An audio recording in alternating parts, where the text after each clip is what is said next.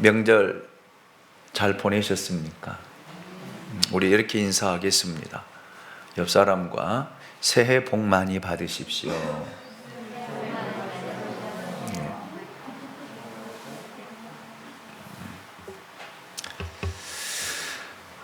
여러분, 2021년도에도 주님과 함께하고 주님과 동행하여 여러분 진짜 그리스도인 되어져서 주님이 약속하신 그 축복을 받는 은혜가 여러분과 여러분 가정과 직장과 사업과 자녀들 위해 임하시기를 예수 그리스도의 이름으로 축원합니다. 예수님께서 제자들에게 가르쳐 주신 기도의 네 번째는 용서입니다.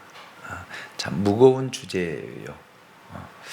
예수님께서 제자들에게 진짜 기도가 어떤 것인가를 마태복음 6장 9절로 13절을 통해 친히 가르쳐 주셨습니다. 진짜 그리스도인의 기도란 어떤 것이냐? 그건 첫 번째로 하나님에 대해 깊이 묵상하는 것이다. 하나님을 생각하는 것이다. 라고 말씀하셨습니다.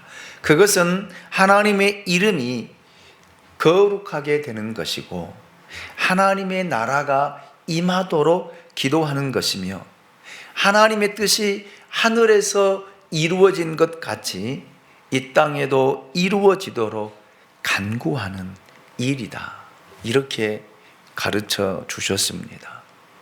진짜 제자는 하나님에 대해 이 세 가지를 끊임없이 묵상하고 삶에 적용하며 살아가야만이 우리가 하나님 앞에 머물며 기도하는 기도가 응답되어진다라는 사실입니다. 그리고 진짜 기도란 두 번째로 우리들 자신을 위해 네 가지 주제를 가지고 기도하는 일이다. 이렇게 말씀하셨습니다. 첫째로 일용할 양식을 달라는 기도요. 둘째로 이웃을 용서해 달라는 기도요. 셋째는 세상의 유혹을 이기게 해달라는 기도요. 넷째는 악을 이기게 해달라라는 그런 기도입니다. 오늘은 용서에 대해 예수님이 가르쳐 주신 기도를 가지고 함께 은혜를 나누도록 하겠습니다. 오늘 본문은 마태복음 6장 12절입니다. 우리가 우리에게 죄 지은 자를 사하여 준 것 같이 우리 죄를 사하여 주시옵고.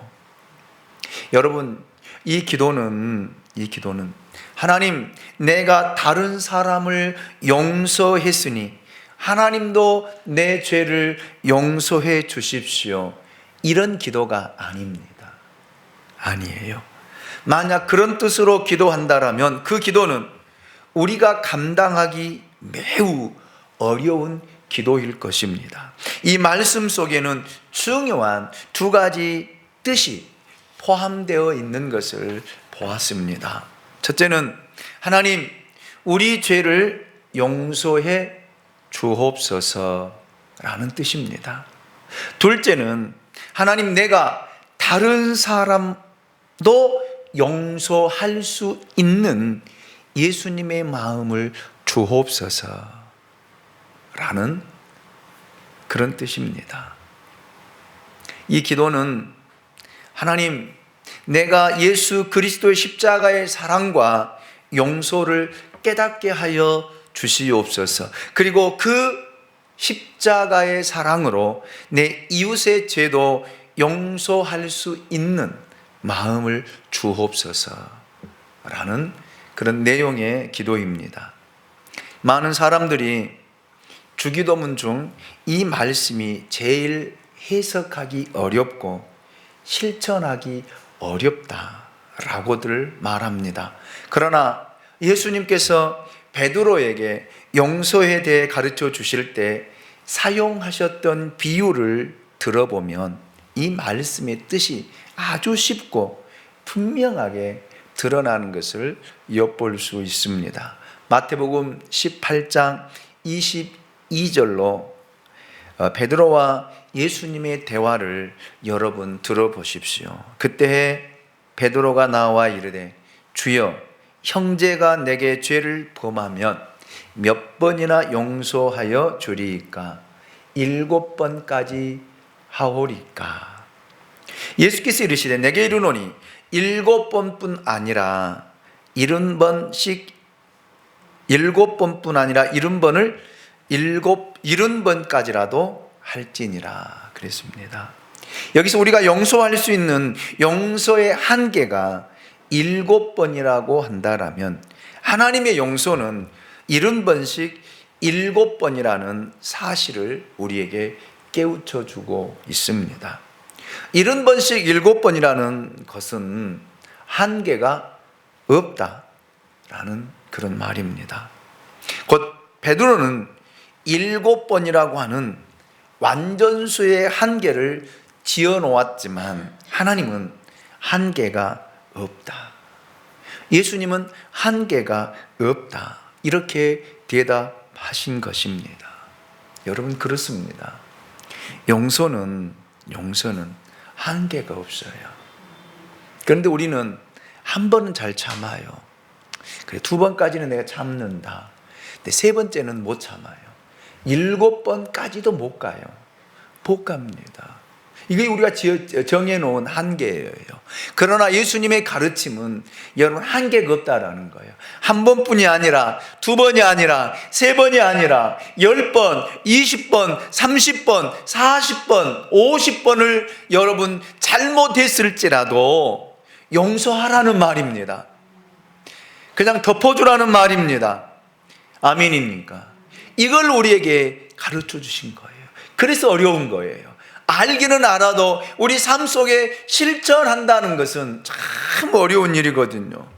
여러분, 용서는 하나님 사랑의 표현이에요. 표현. 하나님의 용서에서 저는 하나님의 사랑을 보았고 하나님의 사랑을 발견했고 그 하나님의 사랑을 오늘도 느끼고 있습니다. 용서 없는 사랑 없고 사랑 없는 용서는 없습니다. 우리가 누구를 사랑한다는 말은 용서한다는 전제를 깔고 있어요.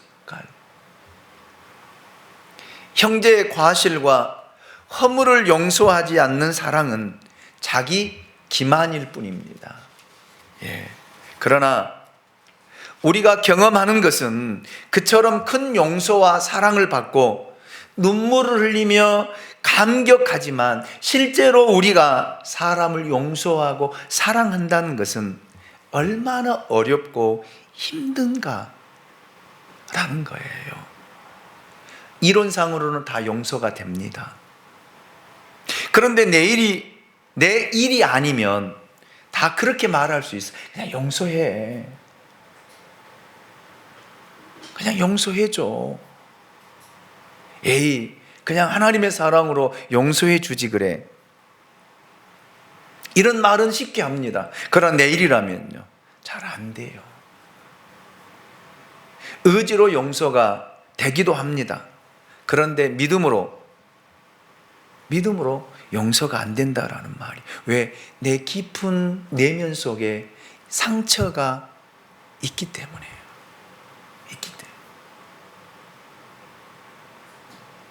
내 마음 속에 깊은 상처가 자리 잡고 있기 때문에요. 여러분, 입으로는 용서하는 것 같고요, 머리는 용서하는 것 같고요, 다 용서하는 것 같은데 여러분, 그 일이 상처가 드러나면요 다시 폭발되어지고 그 미움이 싹이 트고요 미워하게 되는 것을 우리 자신들이 느끼고 있지 않습니까? 이것이 바로 우리 안에 있는 죄성이라는 말입니다. 죄성. 이 말을 다른 말로 말하면요, 용서하고 싶지 않은 그 마음이 우리 내면에 자리 잡고 있다라는 말입니다. 그래서 오늘은 용서하고 또 내일은 미워하고 또 다음 날 회개하고 용서하지만 또 그 다음 날에 미움이 스물스물 올라오는 것이 솔직한 내 모습이 아닐까요? 그래서 어려운 거예요. 정말 어려운 거예요. 원수가 아닌데도 용서가 안 되잖아요. 상대방이 내게 조금만 실수한 것, 내게 아픔을 주고 상처를 주었던 것들, 이것들이 여러분 사라지지 않고요, 입으로는 용서하는 것 같고 말로는 용서한 것 같지만 삶 속에 들어가 보면요, 그 미움이, 그 원한이 깊이 자리 잡고 있는 것을 볼 수 있습니다. 그래서 예수님께서는 베드로와 대화 끝에 이런 비유 하나를 들어주셨습니다. 어떤 임금에게 1만 달란트 빚진 종이 있었습니다. 그런데 이 종이 그 빚을 도저히 갚을 길이 없게 되자 주인은 그에게 너의 몸과 처와 자식과 소유를 다 팔아서 그 빚을 갚으라고 명합니다. 이때 종은 엎드려 절하며 기다려 달라, 이렇게 손이 발이 되도록 빕니다.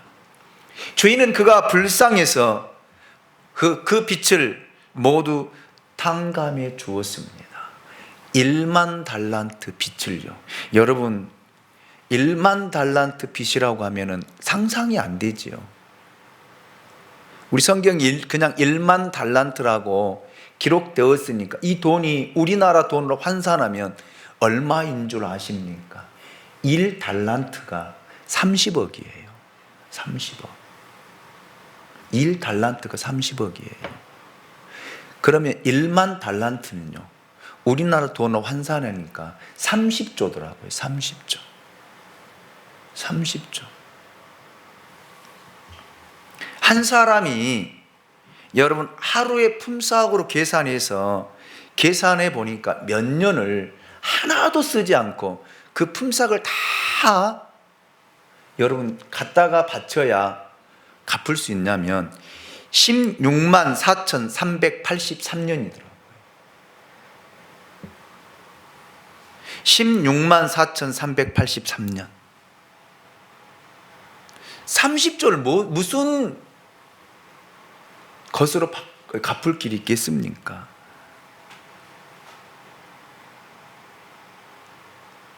그런데 이 주인은 이 30조라고 하는 어마어마한 돈, 계산이 되지 않는 돈, 갚을 길이 없는 이 돈을 그냥 탕감해 준 거예요. 왜요? 그가 불쌍히 여겨서요. 주인이 긍휼히 여겨져서요. 그 빚을 탕감해 주었습니다. 그런데 이 빚을 탕감받은 이 종이 길을 나가다가 여러분 100데나리온, 빚진 동관 하나를 만나게 됩니다. 100데나리온은요, 우리나라 돈으로 환산하니까 약 1천만 원. 1천만 원이에요. 이 100데나리온 빚진 자를 보자마자 이 종은 내 빚 갚으라고 이 사람의 멱살을 잡고 이 사람을 때립니다. 조금만 참아달라, 갚겠다라고 하자 이 종은 여러분 당장 갚으라는 거예요. 갚지 못하자 이 사람을 여러분 감옥에 집어넣습니다. 이것을 보고 있던 동료 동관들이 주인에게 가서 보고합니다. 이 소식을 들은 주인은 다시 그 종을 불러다가 이렇게 말합니다. 마태복음 18장 32절 33절입니다. 우리 같이 함께 읽어보도록 하겠습니다. 시작. 이에 주인이 그를 불러다가 말하되 악한 종아, 내가 빌기에 내가 내 빚을 전부 탕감하여 주었거늘 내가 너를 불쌍히 여김과 같이 너도 내 동료를 불쌍히 여김이 마땅하지 아니하냐 하고. 아멘. 이것이 우리예요. 이것이 나라니까요. 네. 결국 주인은 노하여 그 빚을 다 갚도록 그를 옥졸들에게 붙잡아 다시 감옥에 집어넣으라는 그런 비유를 예수님께서 베드로에게 해 주십니다. 이 이야기를 통해 예수님은 우리들에게 내가 정말 하나님의 큰 은혜를 입었다라면, 내가 정말 예수 그리스도로 말미암아 죄의 사함을 받았다라면 다른 사람을 용서하는 것이 마땅하지 아니하냐라는 그런 말씀입니다.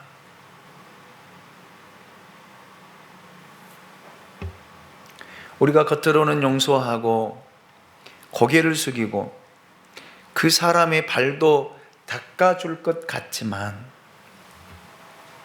여러분, 그렇지 못해요. 그러지 못합니다. 그리고 우리가 얼마나 이중적인지를 몰라요. 앞에서는 용서한 것처럼 이야기하고요, 앞에서는 사랑합니다라고 이야기하고요, 뒤에서는요, 마음속에서는요, 미움이 아직도 자리 잡고 있어서 사랑하지 못하고 미워하는 그런 마음들이 우리 안에 있지 않느냐라는 말입니다.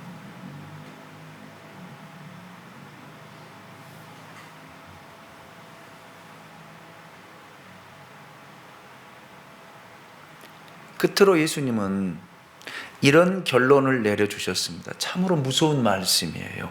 마태복음 18장 35절입니다. 우리 같이 함께 읽어보도록 하겠습니다. 같이 읽습니다. 시작. 너희가 각각 마음으로부터 형제를 용서하지 아니하면 나의 하늘 아버지께서도 너희에게 이와 같이 하시리라. 아멘. 아멘입니까? 이 말씀을 믿습니까? 정말 믿습니까? 그렇다면 오늘 여러분 그 마음속 깊은 곳에 자리 잡고 있는 그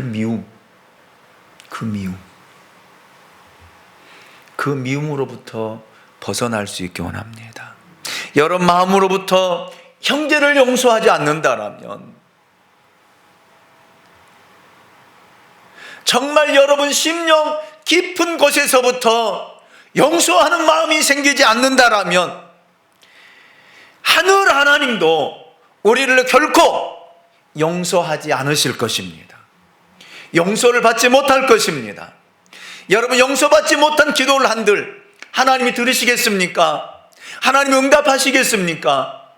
여러분 가운데 역사하시겠습니까?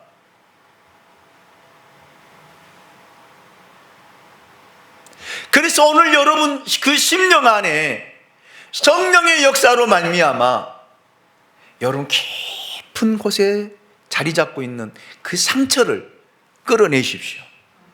끌어내십시오. 끌어올리십시오. 그리고 버리십시오. 버리십시오. 그래야만이 용서가 됩니다. 그래야만이 품을 수 있습니다. 그래야만이 미움의 마음이 사랑의 마음으로 바뀔 수 있다라는 말입니다. 입술로가 아니라요, 삶으로요, 실천으로요 드러날 수 있기를 원합니다. 아멘입니까? 그래야만이 여러분이 하나님 앞에 기도할 때 하늘의 문이 열려져요. 여러분의 마음이 열려집니다. 주님을 만날 수 있습니다. 주님의 응답을 받을 수 있습니다.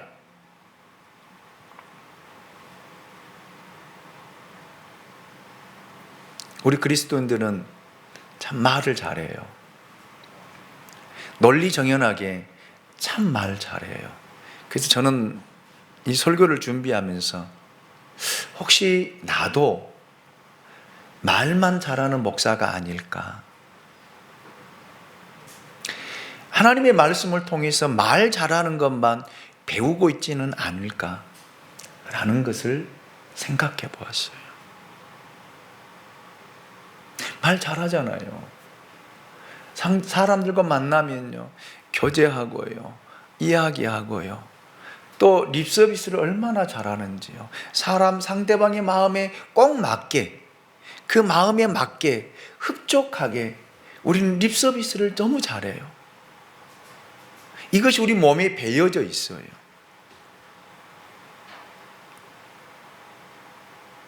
속과 겉이 다른 내 모습은 아닐까를 깊이 묵상하면서 말씀을 준비했습니다. 여러분은 어떠세요?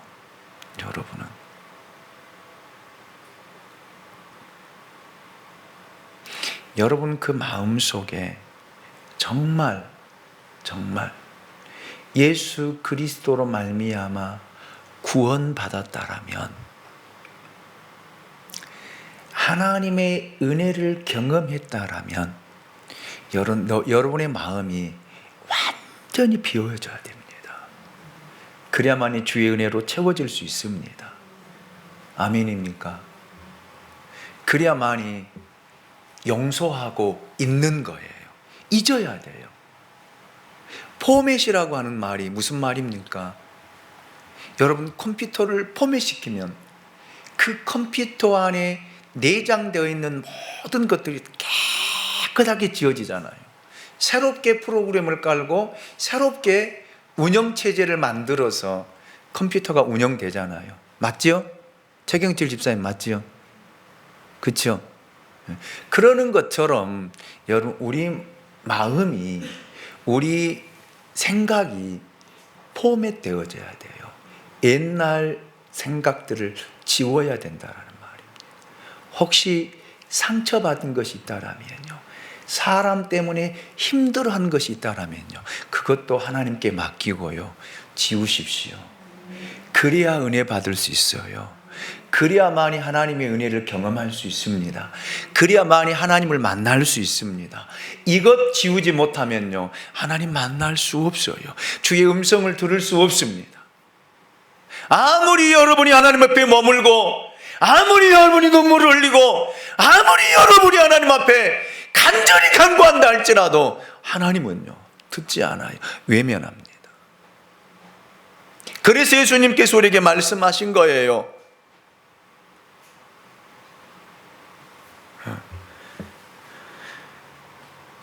우리가 우리에게 죄 지은 자를 사하여 준 것 같이 우리 죄를 사하여 달라는 거예요. 여러분 안에 정말로 예수의 사랑이 부음받아져서 모든 사람을 용서하고 사랑할 수 있는 그 사랑의 마음이 여러분 마음속에 자리 잡기를 원합니다.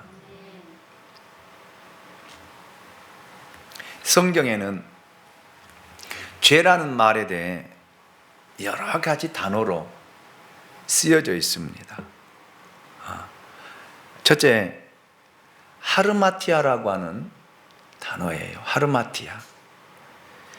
뜻은 관역에서 빗나갔다라는 뜻입니다. 즉 진리에서 벗어난 것이 죄예요. 하나님의 말씀에서 벗어난 것이 죄다라는 말입니다. 두 번째로 파라바시스라는 뜻인데 단어인데 짚고 넘어간다라는 뜻입니다. 죄를 지으면 안 되는 금이 있는데 그 금을 넘어서는 것, 이것이 죄라고 성경은 단정을 하고 있습니다. 그래요. 우리는 삶 속에서 넘지 말아야 할 선이 있어요. 하나님의 말씀의 선, 그래서 하나님의 말씀이 기준이 되어져서 넘지 말아야 할 선을 넘어가면 죄예요. 근데 우리는 얼마나 왔다 갔다 잘하는지 넘었다가 들어오고 넘었다가 들어오고 또 넘었다가 들어오고 또 넘었다가 들어오고 또 넘어가기도 하고.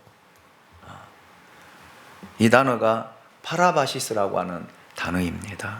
셋째로 파라푸토마라고 하는 단어인데 떨어지다, 미끄러지다 라는 뜻입니다. 진리에 서 있지 못하고 악에 떨어진 상태, 악에게로 미끄러진 것을 의미하는 말입니다. 넷째로 아노미아라는 단어인데 불법을 행한다 라는 뜻입니다. 알면서도 의도적으로 악을 행하고 불법을 행하는 것이 죄라는 말입니다. 즉 이 말이에요. 용서하라고 하는데 용서하지 않는 것도 죄예요. 사랑하라고 하는데 사랑하지 않는 것도 죄라는 말입니다. 기도하라고 하는데 기도하지 않는 것도 죄예요. 아멘입니까? 그 단어예요. 다섯 번째로 오페일레마라고 하는 단어인데, 오늘 본문에 나오는 죄, 우리가 우리에게 죄 지은 자를, 이 죄라고 하는 단어가 여기에 쓰여진 단어입니다. 이것은 마땅히 지불해야 할 것을 지불하지 않는 그런 상태를 말합니다. 의무를 완성하지 못하고 빚진 상태로 놓여 있는 것, 이것이 죄라는 거예요. 우리는 하나님 앞에서 죄에 빚진 자들입니다. 그렇기 때문에 우리가 하나님으로부터 구원받았다라는 것은, 영생을 얻었다는 것은 엄청난 빚을 탕감받았다라는 의미입니다. 즉 1만 달란트, 즉 30조 원을 탕감받았다라는 이야기예요. 여러분 한번 생각해 보세요. 30조를 탕감받았다. 기분이 어떨까요? 피부에 와 닿지 않지요. 왜? 천문학적인 숫자이기 때문에요. 만약에 여러분이 국가에 1억이라고 하는 빚을 지고 있는데 국가가 여러분 그 돈을 갚지 않아도 됩니다 라고 한다면 어떤 생각이 들 것 같아요? 얼마나 기분 좋겠어요. 모든 근심과 걱정과 불안에서 해방되잖아요. 빚을 안 잡아서 모르십니까? 빚지면요 불안해요. 불안합니다. 초조합니다. 걱정돼요. 염려가 돼요. 그런데 그 빚을 탕감해 주면은요 마음이 편안해요. 불안한 마음도 없어집니다. 초조한 마음도 없어집니다. 근심도 사라집니다. 이것이 영생이에요. 아멘입니까? 영생을 받지 못한 사람들은 늘 불안과 초조 속에, 죽음의 위협 속에서 죽으면 어떨까? 이런 근심과 걱정 속에 살아가는데, 하나님 우리를 구원하시고 우리에게 새 생명을 주시고 영원한 생명을 주셔서 여러분 이런 불안과 초조와 염려와 걱정에서 사라지겠다라는 말입니다. 그러니 얼마나 기쁜 일입니까? 얼마나 날아갈 듯이 기쁜 일이잖아요. 이게 구원의 감격이에요. 구원의 감격입니다. 그런데 우리는 실제적으로 피부로 와 닿질 않아요. 왜? 그것이 내게 직접 주어진 것이 아닌 것처럼 느껴지기 때문에요. 구원이라고 하는 것이 차라리 보여져서 30조를 여러분 앞에 딱 갖다 놓고 이거 네 마음대로 써 라고 주었다면 피부로 와 느껴질 거예요. 이야, 이 돈 어떻게 쓸까? 나 평생 쓰도 다 못 쓰고 갈 거야. 내 자녀 후손에게 다 쓰라기도 못 쓸 거야. 그래서 피부에 와 닿을 것 같은데 그렇지 못하니까 피부에 와 닿질 않아요. 나와 아무런 상관이 없는 것 같이 느껴진다. 구원이 그래요. 구원이. 오늘날 많은 사람들이 예수를 믿음으로 말미암아 구원받았다라고, 영생 얻었다라고, 거듭났다라고 이야기하는 그 의미가 도대체 뭐야? 도대체 그 말이 무슨 의미야? 진짜 천국 가봤어? 하나님 나라 가봤어?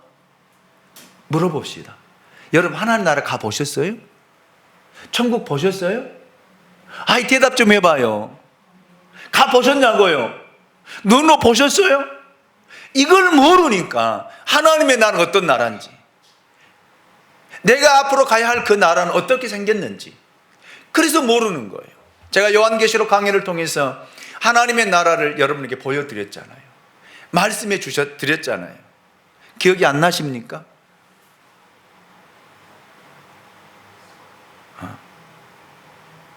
그 나라는 문이 멀어요? 진주로. 길이 멀어요? 순금으로. 수정과 같이 맑은 길이 깔려져 있고, 하나님의 보좌로부터 흘러나오는 생명수를 통해서 강 좌우에는요 생명나무의 실과들이 줄렁줄렁 맺어져 있고, 그걸 따서 먹을 때에 여러분 우리는 영원한 생명 속에 하나님과 더불어 살아간다라고 하는 것을 말씀해 드렸잖아요. 어떻게 더 보여드릴까요?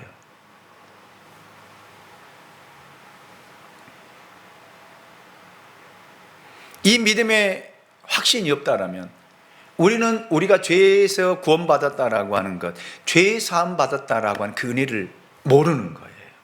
그냥 지식으로만 아는 거예요.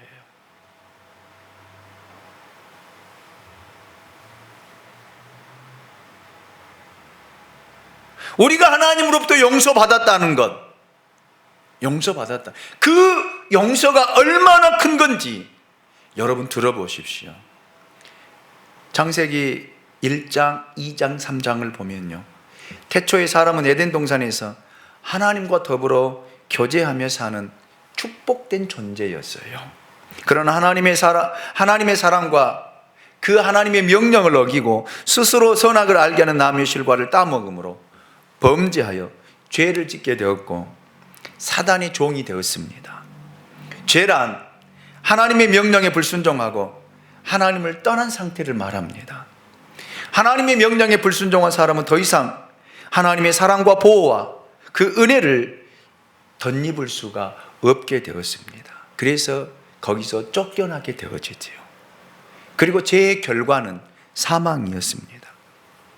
죄를 짓게 된 인간에게는 모든 악과 불행, 그리고 죽음과 질병이 생기기 시작했습니다. 죽음의 그늘에 앉은 사람이 되었다라는 말입니다. 그러나 하나님은 그렇게 죄를 지었음에도 불구하고 그 사람을 용서하기 위한 놀라운 계획을 세우십니다.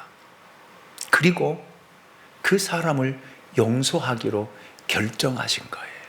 결정. 죄와 그늘에 앉은 우리들에게 끊임없는 우상숭배와 미움과 살인과 간음과 도적질과 거짓말과 탐욕과 질병과 고통과 슬픔 등 이런 것들이 계속해서 뒤따라왔습니다. 이것이 반복된 역사, 이것을 가리켜서 인류의 역사라 이야기합니다. 우리 속성 자체가 죄를 짓는 것이기에 틈만 있으면 죄를 지으려고 합니다. 그래서 칼빈은 그의 주석에서 이렇게 해석했더라고. 인간의 마음은 악의 제조 공장이다. 제조 공장. 이런 말을 하기도 했습니다. 끊임없이 생각하는 것이 악한 생각이요, 끊임없이 행동하는 것이 악한 행동입니다.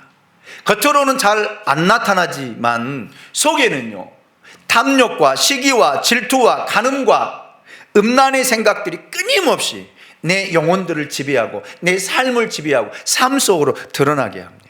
그래서 죄 지은 사람들은요, 스스로 지옥을 만들어 가고 지옥의 삶을 살아가는 거예요.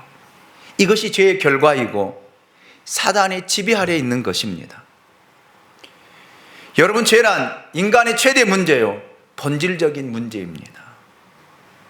죄인인 우리의 죄를 해결하고자 하신 하나님의 계획은요, 하나님 최대의 계획은요, 그 아들 독생자 예수 그리스도를 세상에 보내요 저주의 십자가를 짊어지게 하고 십자가에서 죽게 하는 것이었습니다. 이것이 복음이에요. 이게 복음입니다. 이것이 십자가의 사건이고 이 십자가를 통해서 하나님이 용서하는 분으로 드러나신 거예요. 그래서 제가 용서란 하나님 사랑의 표현이다, 그렇게 여러분들에게 말씀을 드리고 시작한 것입니다.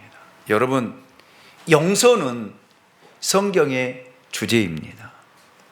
용서와 사랑을 모르는 사람은 예수 그리스도를 모르는 사람이에요.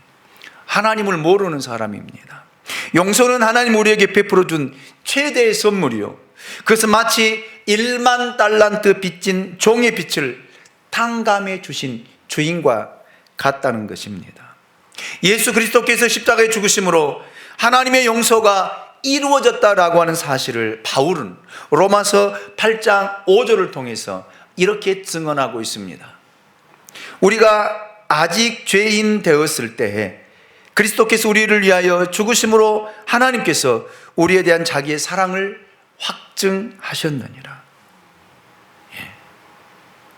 우리가 죄인 되었을 때에 그리스도께서 우리를 위하여 죽으심으로, 이것이 하나님이 너희를 사랑한 사랑의 증거다라는 말입니다. 사랑의 표징이다. 이렇게 십자가를 통해서 우리에게 보여주신 줄로 믿습니다. 그래서 바울은 로마서 8장 1절로 2절을 통해서 우리에게 이렇게 전해주고 있어요. 그러므로 이제 그리스도 안에 있는 자에게는 결코 정죄함이 없나니 이는 그리스도 예수 안에 있는 생명의 성령의 법이 죄와 사망의 법에서 너를 해방했습니다. 아멘입니까? 우리를 해방시켜 준 거예요. 죄에서 해방시켜 주신 줄로 믿습니다. 그래서 죄에서 자유함을 얻은 것입니다. 그리고 우리를 의롭게 만들어 주셨습니다. 아멘입니까? 예수님도 실제적인 사역 가운데 이 용서를 실천하시며 행하신 것을 볼 수 있습니다. 요한복음 8장에 보면 가늠하다 현장에서 붙잡혀온 한 여자를 예수님이 용서해 준 사건이 있습니다. 그때 예수님과 이 여자의 대화를 들어보십시오. 너를 고발한 그들이 어디 있느냐? 주여 없나이다. 나도 너를 정죄하지 아니하노니 가서 다시는 죄를 범하지 말라.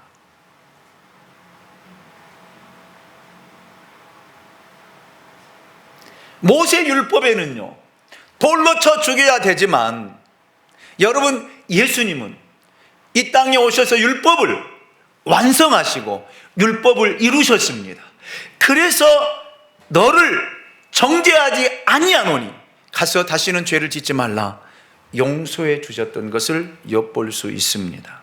여러분, 우리는 용서받은 죄인이요 구원받은 죄인입니다. 그렇다면 문제는 이런 우리가 해야 할 최대의 사명이 뭘까요? 용서입니다. 그리고 사랑하는 거예요. 아멘입니까? 용서하는 거예요.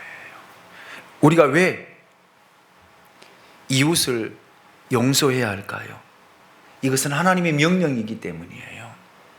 자격 없는 우리들을 조건 없이 값없이 용서해 주신 하나님은 너희가 이웃을, 상대방을 용서하면 좋겠다 라가 아니라 70번씩 7번이라도 용서하라.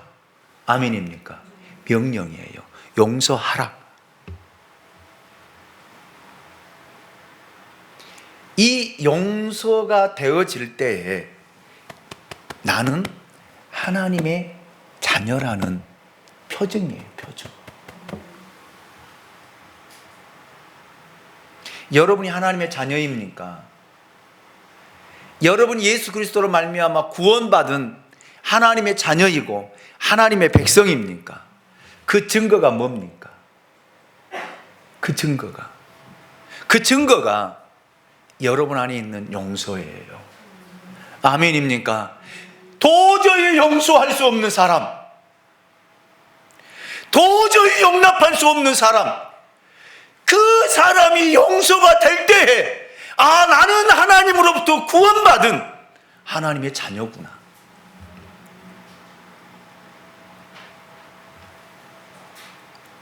나는 진짜 그리스도인이 되었구나 라고 하는 성령의 표징이라 이 말이에요.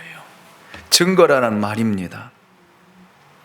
여러분, 그래서 여러분들은 진짜 하나님의 자녀, 진짜 그리스도인 되기 위해서는 말이 아니라 여러분 마음에서부터 용서가 될 수 있기 원합니다.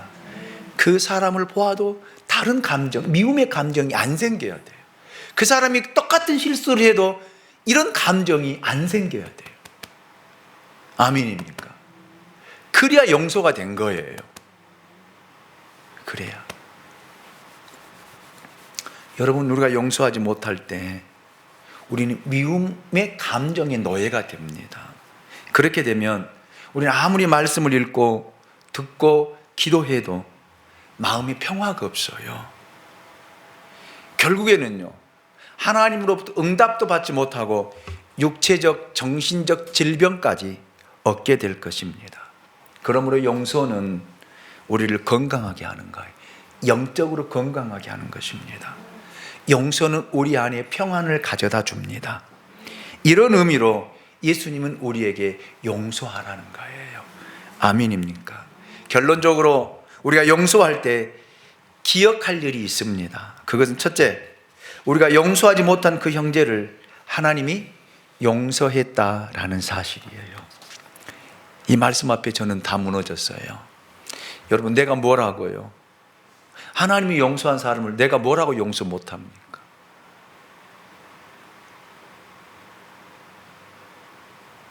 하나님이 용서했는데 왜 내가 미워합니까? 둘째로, 용서할 때는 성령의 도우심을 바라며 적극적으로 기도해야 됩니다. 여러분, 내 힘으로는 안 돼요. 내 힘으로는. 하나님의 도움이 필요한 거예요. 성령의 도우심이 필요한 거예요. 성령이 내 안에 역사할 때 여러분, 용서가 되는 것입니다. 아멘입니까? 셋째로, 용서는 십자가에 달리신 예수님을 바라볼 때 가능합니다. 자기를 죽이는 그 죄인들을 위해 기도하셨던 예수님, 아버지여 저들의 죄를 사하여 주옵소서, 용서하셨던 그 주님을 바라볼 때 우리는 용서할 수 있습니다.